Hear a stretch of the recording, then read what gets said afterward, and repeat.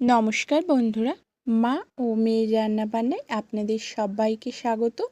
আজ আমি আবারও আপনাদের মাঝে হাজির হলাম সম্পূর্ণ একটা নতুন রেসিপি নিয়ে।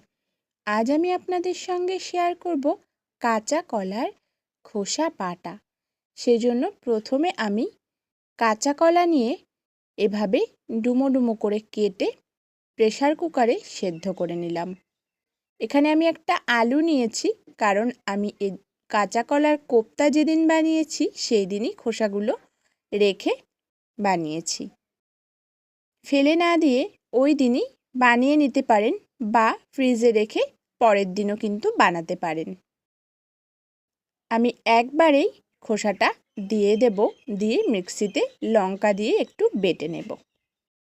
গরম ভাতের সঙ্গে কিন্তু এই কাঁচা কলার খোসা বাটা খেতে খুবই ভালো লাগে। খোসাটা বেটে নিলাম। এদিকে কড়াইতে দিয়ে দেব তেল। তেলটা গরম হয়ে গেলেই ফোড়নে দেব লঙ্কা আর কালো জিরে। আমার কাছে কাঁচা লঙ্কা আর ছিল না, সেই জন্য শুকনো লঙ্কা দিয়েছি। আপনারা চাইলে কাঁচা লঙ্কা ফোড়ন দিতে পারেন। কাঁচা লঙ্কা আর কালো জিরে দিতে পারেন, খুবই ভালো লাগবে। আর যদি আপনারা পছন্দ করেন তাহলে একটু রসুন দিতেই পারেন।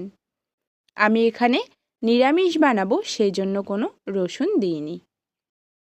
এবার খোসা বাটাটাকে তেলের মধ্যে দিয়ে দিলাম, আর আগে থেকেই আমি দিয়ে দিয়েছি লবণ। এবার সম্পূর্ণটাকে মিলিয়ে নেব।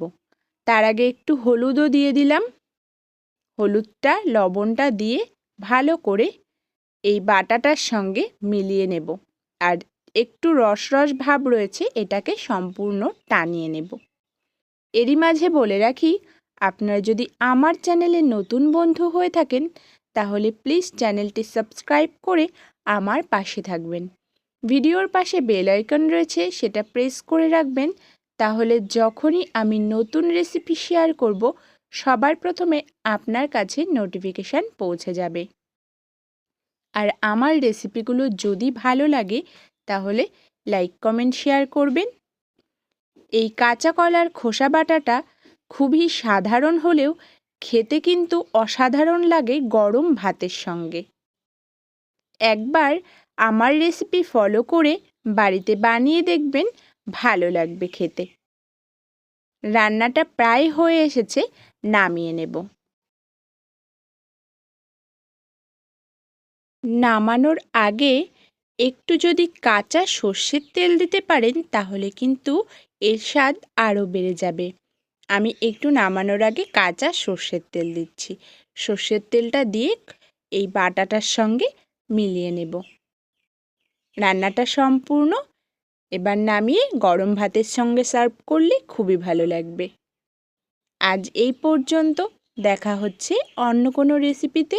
ততক্ষণের জন্য সবাই ভালো থাকবেন, সুস্থ থাকবেন। ধন্যবাদ।